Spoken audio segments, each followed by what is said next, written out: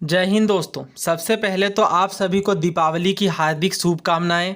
उम्मीद है आपका ये त्यौहार काफ़ी अच्छे से बीते और आने वाला पल आपके लिए काफ़ी खुशनुमा हो। दोस्तों आज के दिन आप काफ़ी अच्छे से सेलिब्रेट करिए, काफ़ी धूमधाम से त्यौहार मनाइए। बट थोड़ा सा वक्त आप अपनी पढ़ाई के लिए भी निकाल सकते हैं, ज़्यादा नहीं, 10-15 मिनट, आधे घंटे, क्योंकि कंसिस्टेंसी ब्रेक हो जाने के बाद काफ़ी दिक्कत आती है। और त्यौहार तो बहुत अच्छे से सेलिब्रेट करना है, बट थोड़ा सा टाइम स्टडीज़ के लिए भी निकालना है। तो सिविल सर्विसेज 2021 के इकोनॉमिक्स के क्वेश्चन कर रहे थे हम लोग। इससे पहले हिस्ट्री, पॉलिटी, बाकी सब्जेक्ट हमने कवर किया हुआ है और काफ़ी डिटेल से कॉन्सेप्ट डिस्कस कर रहे थे। उसी तरीके से आज भी करेंगे और हमने 4 क्वेश्चन आई थिंक कवर किया था। आज क्वेश्चन नंबर 5 से बात करेंगे। देखिए, जो फैक्चुअल नेचर के क्वेश्चन होंगे उस पर तो ज़्यादा कुछ हम लोग नहीं बात कर सकते और एक एक कॉन्सेप्ट पर मैं चाह रहा हूँ कि डिटेल से सेपरेट वीडियो लेकर के आऊँ। जैसे यहाँ पे मैं आपको कुछ इनसाइट्स पहले ही दे देता हूँ। जैसे ये देखिए, ये बॉन्ड यील्ड पे सवाल है, ठीक है।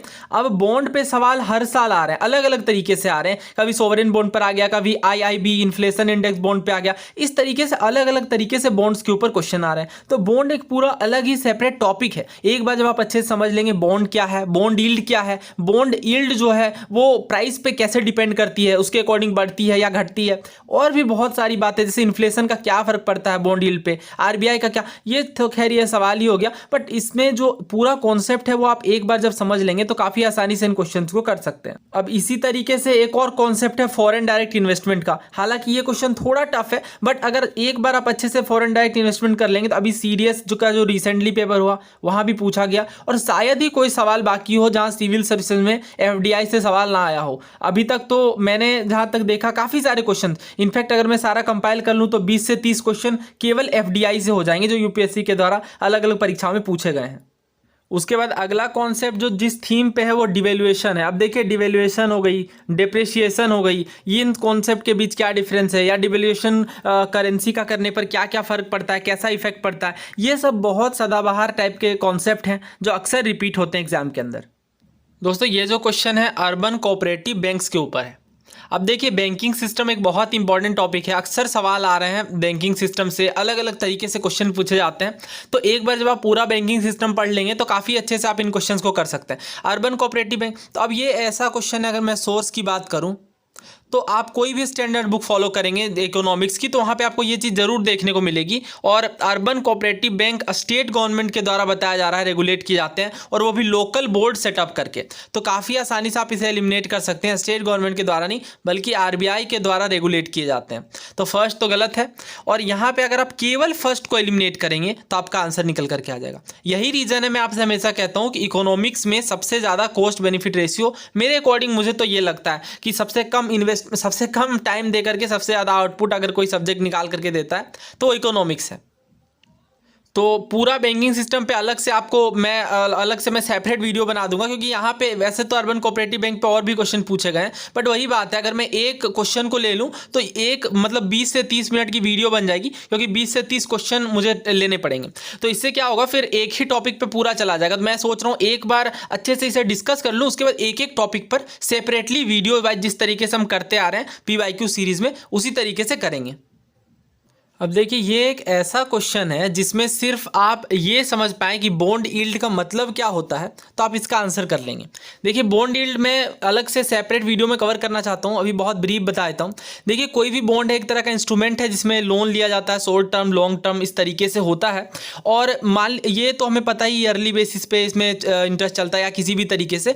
तो इन्फ्लेशन का डेफिनेटली प्रभाव पड़ेगा, क्योंकि इन्फ्लेशन अगर ज़्यादा होगी, हमें इन्फ्लेशन का मतलब पता है कि इन्फ्लेशन में क्या होता है, चीज़ें महंगी हो जाती हैं या लोगों के हाथ में पैसा बढ़ जाता है, किसी भी तरीके से हो इन्फ्लेशन, तो इन्फ्लेशन से फर्क पड़ेगा। और यहाँ पे अगर आप ये समझ पाएँ, ऑपरेशन ट्विस्ट के बारे में अगर आपने पढ़ा होगा, 2019 में ये काफ़ी चर्चा में था, तो जो कि आरबीआई के द्वारा लाया गया था। तो ऑपरेशन ट्विस्ट का मेन उद्देश्य ही यही था कि जो जीसेक होती हैं, जो गवर्नमेंट सिक्योरिटीज़ होती हैं, उन्हें खरीदने और बेचने में काफ़ी सरलता की जाए, और अलग तरह की बातें थी। और ये सब जो कॉन्सेप्ट हैं ये डेफिनेटली प्रभावित करते हैं। तो 2 और 3 को जो सिर्फ आप आंसर में देखेंगे तो केवल एक ही आंसर आपको देखने को मिलेगा जहाँ 2 और 3 साथ में हो। तो इसका आंसर भी डी है। और ये थोड़ा कन्फ्यूजिंग लग सकता था कि यूनाइटेड स्टेट फेडरल रिजर्व के एक्शन से प्रभावित होगा या नहीं, बट डेफिनेटली प्रभावित होगा। इसे हम लोग सेपरेट में डिस्कस करेंगे पूरे कंप्लीट कॉन्सेप्ट को, बॉन्ड यील्ड के पूरे कॉन्सेप्ट को। नेक्स्ट क्वेश्चन देखिए, इसमें आपको बताना है कि कौन कौन से फॉरेन डायरेक्ट इन्वेस्टमेंट में शामिल होते हैं। तो एफडीआई पर हमने ऑलरेडी बात की है, जब हमने सीडीएस की एनालिसिस की है उस टाइम पे, सीडीएस 2021 के अंदर। तो उस टाइम पे मैंने आपको बताया था, जब कोई फॉरेन कंपनी इंडिया में डायरेक्टली अपना बिजनेस के पर्पस से जब कोई सेटअप स्थापित करती है तो वो कहलाता है एफडीआई का पार्ट वो माना जाएगा। और एफडीआई एक मेजर ड्राइवर है इकोनॉमिक ग्रोथ में, ये काफ़ी हेल्प करता है। लेकिन कुछ ऐसे सेक्टर्स है जहाँ पे एफडीआई प्रोहिबिटेड है, जैसे चिट फंड्स हो गए, लॉटरी, गैम्बलिंग, इन चीज़ों में ये प्रोहिबिटेड है। तो देखिए, अगर आप इस तरीके से यहाँ पे सोचेंगे, foreign currency convertible bond, foreign institution investment with certain condition. देखिए FII यानी फॉरेन इंस्टीट्यूशनल इन्वेस्टमेंट तो एक अलग कॉन्सेप्ट है, ये एफडीआई के अंदर शामिल नहीं होता, लेकिन यहाँ पे सर्टेन कंडीशन लिख दिया गया है, इसलिए इसका पार्ट माना जाएगा। और सबसे पहले तो नॉन रेजिडेंट एक्सटर्नल डिपॉजिट को हटाएंगे, क्योंकि ये तो पर्सनल डिपॉजिट है, ये एफडीआई का पार्ट कैसे हो सकता है, राइट। तो इस तरीके से जब आप 4 को एलिमिनेट करेंगे तो केवल 2 ही आपके पास बचेंगे, 1, 2 एंड 3 और 3 ओनली। तो 1 और 2 डेफिनेटली इसका पार्ट है, क्योंकि foreign institutional investment with certain condition लिख दिया गया है, इसलिए इसका पार्ट होगा। और फॉरेन करेंसी कन्वर्टिबल बॉन्ड भी होंगे, तो इसका आंसर आएगा ऑप्शन ए, 1, 2 एंड 3। दोस्तों एफडीआई एक काफ़ी इंपॉर्टेंट टॉपिक है। नेक्स्ट जब मैं इकोनॉमिक्स की पीवाईक्यू सीरीज स्टार्ट करूंगा तो सबसे पहले 30+ यूपीएससी के पीवाईक्यूज कवर करूंगा एफडीआई के ऊपर। ये इतना ज़्यादा इंपॉर्टेंट है कि अक्सर ही इस टॉपिक से क्वेश्चन आपको देखने को मिल जाएंगे हर पेपर के अंदर। तो उन सारे सवालों को कर लेने के बाद आप पूरे तरीके से कॉन्फिडेंट हो जाएंगे इस तरह के क्वेश्चन पे। अभी इसको नाउ नेक्स्ट क्वेश्चन देखिए, the effect of devaluation of a currency is that it necessarily. तो देखिए, डिवेल्युएशन का मतलब क्या होता है? डिवेल्युएशन का मतलब होता है अपनी डोमेस्टिक करेंसी के वैल्यू को घटाना, राइट। तो देखिए, ये तो बिल्कुल उल्टा कह दिया गया है, सेकेंड वाला increase the foreign value, increase ने डिक्रीज करना foreign value of domestic currency को। तो सेकेंड यहाँ पे गलत है, सेकेंड को अगर आप एलिमिनेट करेंगे तो हमारे पास बचेगा ए और सी। तो देख लेते हैं फिर 1 सही है या 3 सही, क्योंकि दोनों में से एक तो गलत है। पहले में कहा जा रहा है इंप्रूव करना competitiveness of the domestic export in the foreign market, यानी जो हमारा एक्सपोर्ट है वो बेसिकली उसमें इंप्रूवमेंट देखने को मिलेगी। तीसरे में कहा जा रहा है ट्रेड बैलेंस इंप्रूव होगा।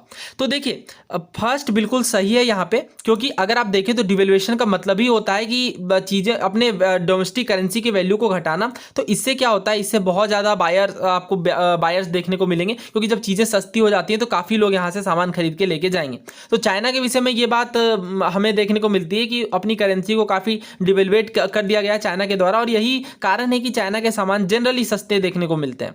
तो इस तरीके से, लेकिन इसका मतलब ये नहीं कि ट्रेड बैलेंस इंप्रूव हो ही जाएगा, क्योंकि यहाँ पे नेसेसरली लिखा गया है, राइट। और इंप्रूव क्योंकि चीज़ें जब सस्ती हो रही तो फायदा भी तो उस रेशियो में घट जा रहा है, राइट। तो केवल यहाँ पे, हालांकि और भी बहुत सारी बातें हैं जो काफ़ी समझना इंपॉर्टेंट है डिवेल्युएशन से एसोसिएटेड, बट अभी हम लोग केवल अपने क्वेश्चन तक ही सीमित रहेंगे, और अलग से डिवेल्युएशन, डिप्रेसिएशन, इन सभी चीज़ों पर बात करेंगे ही। तो यहाँ पे देखिए, केवल सेकंड सही है और केवल यहाँ पे फर्स्ट सही है, बाकी सब गलत है। तो फर्स्ट की दोबारा एक बार रिकॉल कर लेते हैं कि हाँ, कॉम्पिटेटिवनेस तो बढ़ेगी, लेकिन यहाँ पे फॉरेन करेंसी, फॉरेन वैल्यू को डिक्रीज किया जाएगा, foreign value of domestic currency को डिक्रीज किया जाएगा, यानी डोमेस्टिक करेंसी की वैल्यू को बेसिकली डिक्रीज किया जाएगा। और ये ट्रेड बैलेंस में सुधार नहीं, कोई ज़रूरी नहीं कि सुधार देखने को मिले। अब नेक्स्ट क्वेश्चन देखिए, ये तो बेहद ईजी क्वेश्चन है। पूछा जा रहा है कि Which one of the following effect of creation of black money in India has been the main cause of worry to the government of India? यानी सरकार के लिए कौन सी सबसे बड़ी वरी है ब्लैक मनी को लेकर के? पहले में कहा जा रहा है कि रिसोर्सेज का डाइवर्जन हो जाएगा to the purchase of real estate and investment luxury housing, luxury housing में इन्वेस्टमेंट देखने को मिलेगा। अनप्रोडक्टिव एक्टिविटीज में काफ़ी ज़्यादा इन्वेस्टमेंट बढ़ जाएगा। Large donation to the political parties and growth of regionalism. और चौथे में कहा जा रहा है loss of revenue to the state exchequer due to tax evasion. बिल्कुल सही बात है लास्ट वाला, टैक्स ना देने के कारण स्टेट को लॉस ऑफ रेवेन्यू देखने को मिलेगा, क्योंकि इंडियन गवर्नमेंट पहला कह दिया गया। और दूसरी चीज़ें अगर आप देखें तो कहीं ना कहीं सभी एसोसिएटेड, लेकिन ब्लैक मनी को लेकर के सबसे बड़ी चिंता यही सरकार के द्वारा जताई जाती है कि काफ़ी सारा नुकसान यहाँ पे टैक्स इवेजन के कारण देखने को मिलता है। ठीक है, ये बहुत सरल कॉन्सेप्ट है।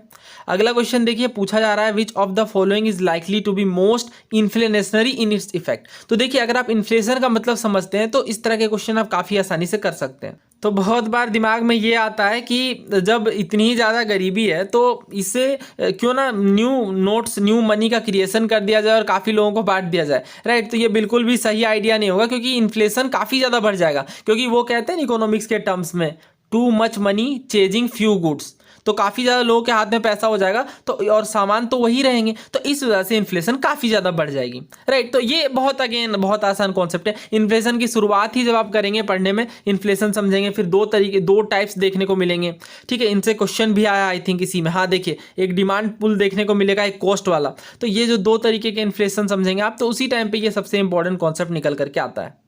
दोस्तों मैं आपको एक बात बता दूं, ये क्वेश्चन हम लोग डिस्कस कर रहे हैं सिविल सर्विसेज 2021 का, और ये क्वेश्चन वर्बेटिम सिविल सर्विसेज 2013 से देखने को मिलेगा। वर्बेटिम का मतलब वर्ड बाय वर्ड सेम पूछ लिए गए हैं। एक तो ये क्वेश्चन काफ़ी ईजी है, ऊपर से ये डायरेक्टली रिपीटेड पीवाईक्यू है। तो अगर आपने पीवाईक्यू जैसे से किया होगा तो एक सेकंड भी इस तरह के सवालों को सोचने में व्यर्थ करना सही नहीं होगा, क्योंकि यह डायरेक्ट रिपीटेड सवाल है। राइट, तो ये क्वेश्चन हो गया। इसके बाद अगर आप इस क्वेश्चन को देखें, मनी मल्टीप्लायर को, तो ये क्वेश्चन डायरेक्टली सिविल सर्विसेज 2019 से रिपीटेड है।